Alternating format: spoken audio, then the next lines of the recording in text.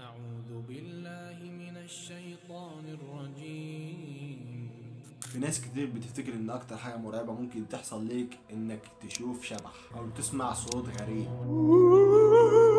لكن الحقيقة في حاجات بتحصل في البيوت محدش يقدر يفسرها ولا حتى يفهم ليه اختارت الشخص ده بالذات. النهاردة احكي لكم قصة كل اللي شاركوا فيها رافضين يرجعوا المكان ده تاني، حكاية البيت اللي اتحول من ملجأ لمجرد كابوس. والكابوس ده مش اي كابوس، ده الكابوس اللي تسبب في اختفاء ابن قدام ابوه. في لحظة اختفائه دي ما سابش اي اثر ليه. معاكم عبد الرحمن صاحب قناة حكاوي الدهشان. جهزوا نفسكم لقطر الحكاية. هنا تتفرجوا على قصص إسلامية مليانة عبر وموعظة، قصص رعب وتشويق تخليك كأنك عايش الأحداث لحظة بلحظة. كل قصة هتاخدك جوه الأحداث من أولها لآخرها كأنك جزء منها. ما تفوتش قطر الحكاية، اشترك دلوقتي وعيش المغامرة علشان قطر الحكاية ما يفوتكش. ويلا نبدأ الحكاية.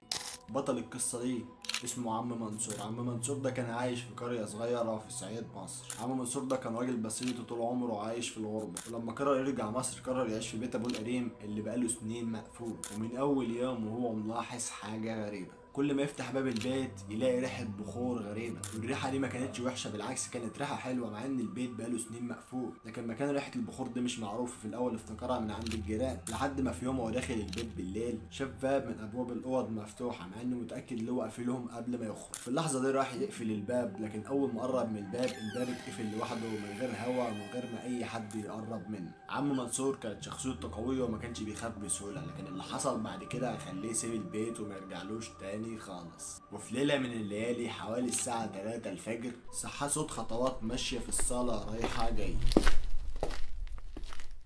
قام عم منصور بهدوء يفتح الباب. لما فتح الباب ملقاش اي حاجه، لكن كان في صوت خطوات كأن في شخص كان واقف ورا الباب رايح جاي. في اللحظه دي سمع صوت حد بينادي عليه من اخر الممر. الصوت ما كانش عالي لكن واضح جدا، وواضح انه صوت ست. يا منصور.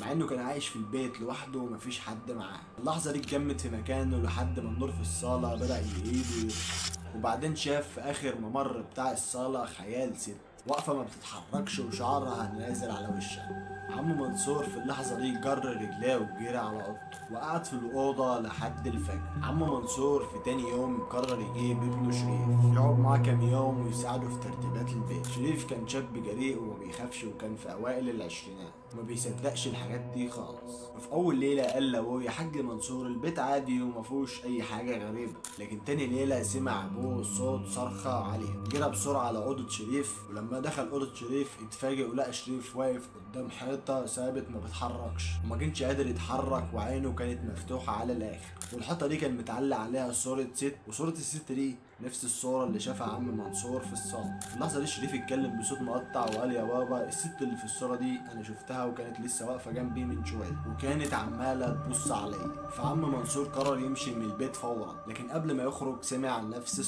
الصوت بينادي وبيقول: مش هتسيبوني؟ في اللحظة دي النور طفى فجأة والباب الرئيسي للبيت اتقفل لوحده. وشريف حاول يفتح الباب لكن معرفش، وفجأة صرخ بصوت عالي وبعد كده اختفى قدام عين ابوه. واختفاء شريف في اللحظة دي زي ما بيقولوا كده الأرض انشقت وبلعته. لحد النهارده الشرطة ملقتش أي أثر لشريف، والبيت اتقفل بالشمع الأحمر لحد دلوقتي. وكان كل لما حد يقرب من البيت ده يسمع صوت واضح جدا نفس صوت الست، زي ما يكون مستنيه اي حد يدخل البيت علشان تاخده زي شريف. وفي النهايه مش كل بيت مهجور فاضي، ومش كل باب مقفول بيحميك، واوقات في حاجات موجوده في البيوت دي مستنيه اي حد يفتح لها. وكده نكون وصلنا لنهايه القصه والحكايه. لو عجبكم الفيديو ما تنسوش اشتراك في القناه وتفعيل زر الجرس عشان يوصلكم كل جديد، وما تنسوش توصلوا الفيديو لاكبر عدد من اللايكات. لو حابين نستمر في نفس المحتوى ده اكتبوا لي في الكومنتات، والى اللقاء في فيديوهات اخرى ان شاء الله.